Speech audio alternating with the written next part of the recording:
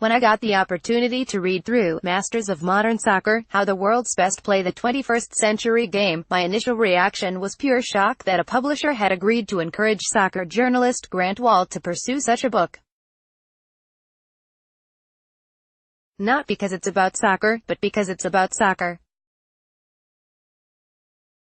Top 50 summer transfer targets: Griezmann, Bale, Hazard, Fekir. Among most sought-after players, it's about tactics and techniques and strategy and mental agility and all the various qualities that go into performing at an elite level in the game. The insights all coming from soccer stars such as defender Vincent Kompany of Manchester City in Belgium, striker Chicharito from West Ham United in Mexico, goalkeeper Manuel Neuer of Bayern Munich and Germany, and young American star Christian Pulisic, who plays club soccer in Germany for Borussia Dortmund.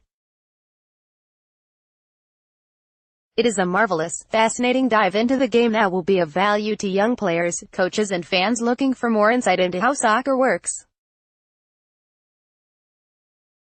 It was beautifully composed by Wahl, who has been Sports Illustrated's top soccer writer for nearly 2 decades and also does television work for Fox Sports.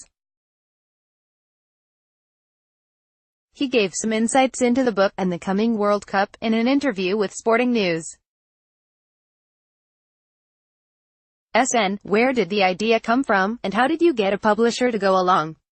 Wahl: I think give credit to George Will, who wrote the baseball book Men at Work back in the 90s, about the craft of baseball position by position. And that book is a really fascinating book, but it's a hardcore baseball book. And yet it really sold well.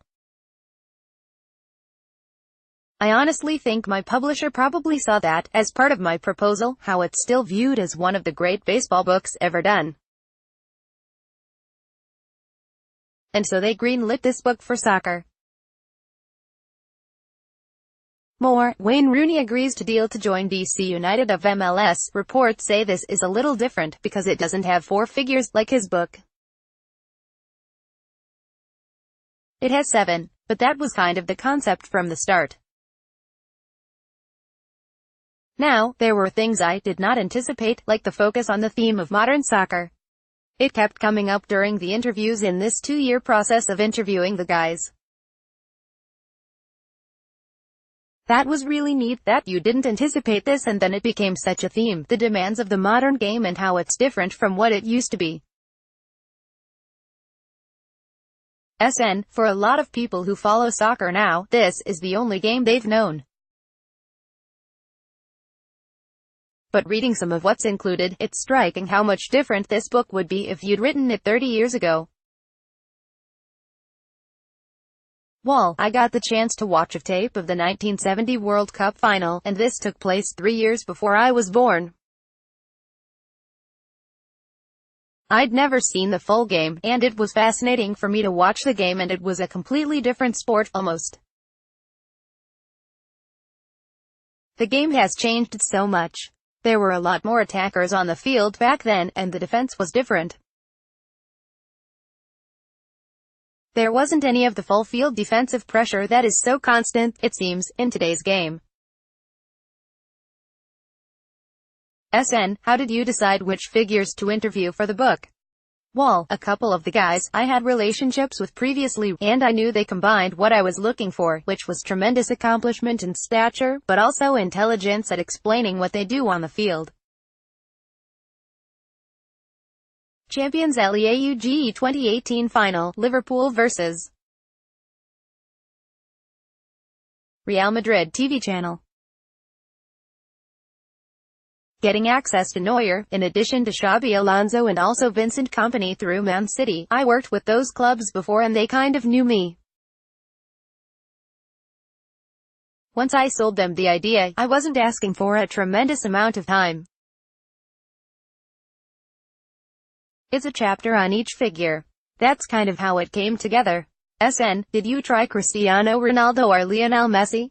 Wahl: I did not try Ronaldo. Messi is a guy who I have interviewed before. I did so for a cover story for SI back in 2016, and I thought in that interview he was more revealing than he'd been in a lot of interviews. But at the same time, I look at Messi as not ideal for this book for a couple of reasons. 1. That what he does in my mind is genius, which is different than craft. To me, craft is something that is repeatable, and I don't know how repeatable some of Messi's moves are. The other thing being that 95% of athletes aren't great at going into great detail about what they do on the field, and I really wanted to find special people on the extreme end of the ability scale to verbalize what it is they see in the game and how they experience it. I was really impressed with Christian Pulisic, in part because he's the only teenager in the book, and it's very clear in his chapter how deeply he thinks the game and how smart he is about it. And also recognizing where he is right now, and where he needs to improve if he wants to get to the top. SN, you've got a soccer book coming out on the eve of the World Cup. That's great, but it's also a World Cup the United States did not reach. How much of an impact do you think that will have on its success? Well, obviously it would be great if the U.S. had made it, and it was cool to get the participation of the marquee U.S. men's player, and the marquee Mexican player, who will be at the World Cup, Chicharito, who are two large figures in the U.S. Do I think if the U.S. had made it, it could have brought more really mainstream sports fans who aren't necessarily soccer fans into the mix? Sure. That is what it is. I do think this is a book that will hold up. The content isn't something that will be out of date next week. The big American soccer poll, who do you support? And I think Pulisic is going to become an American sports superstar, and this book will still hold up, and you can learn a lot from him. SN, how much do you think not making this World Cup affects Pulisic's career progression?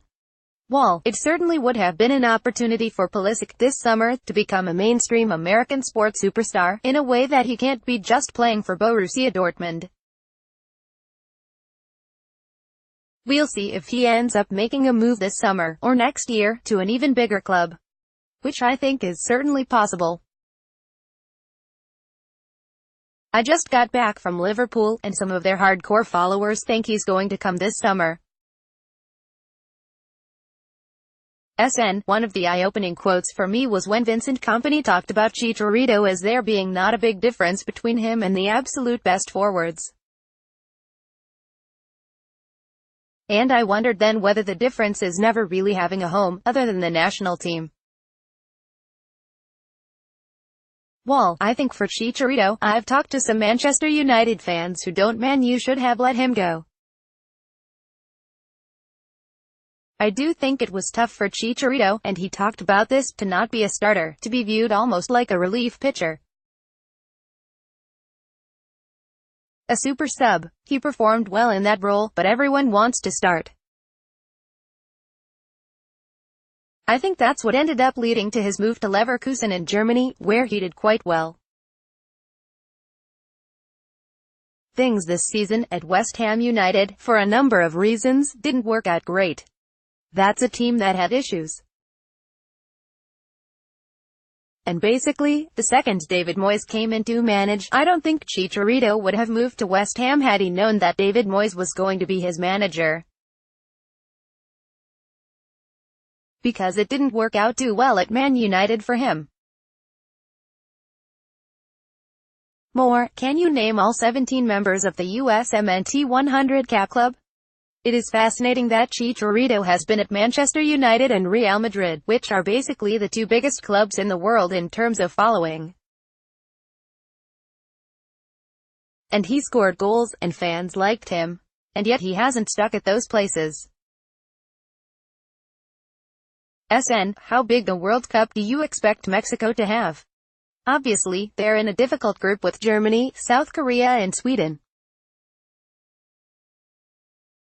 Well, I think it's going to be tough to finish ahead of Germany, not impossible, but tough. The first game they have against Germany in Moscow is certainly one of the marquee games of the opening week. I think Mexico will advance from the group, and then the big question always with Mexico is, can you get past the round of 16? That's where they've been stopped every World Cup going back to '94. It's a little tough with the draw, because if Mexico finishes second in the group, the likely round of 16 opponent is Brazil. And yet, Brazil is a team Mexico played in the World Cup 4 years ago, and Brazil is a team I actually think Mexico feels pretty confident in having a shot at, if that's how it turns out. I found it interesting that Chicharito talked in terms of, we think we can win the World Cup. I don't know how many other people think that, but he's pretty confident this is a team that can go deeper than a lot of people expect. SN, what's one thing you learned from doing this book? One thing you could say, this really surprised me. Wall, I think one thing that really surprised me was with Christian Pulisic, his total recall of every video moment I showed. These clips, it was about an hour's worth of video we looked at together, and the chips weren't in any chronological order. It included games with the national team and with Borussia Dortmund, and within a fraction of a second of switching to the new clip, Pulisic could recommend that situation on the field and what he was thinking about and how it turned out, and then what he could have done. Finally, I stopped him and said, "Dude, do you have a photographic memory or something?"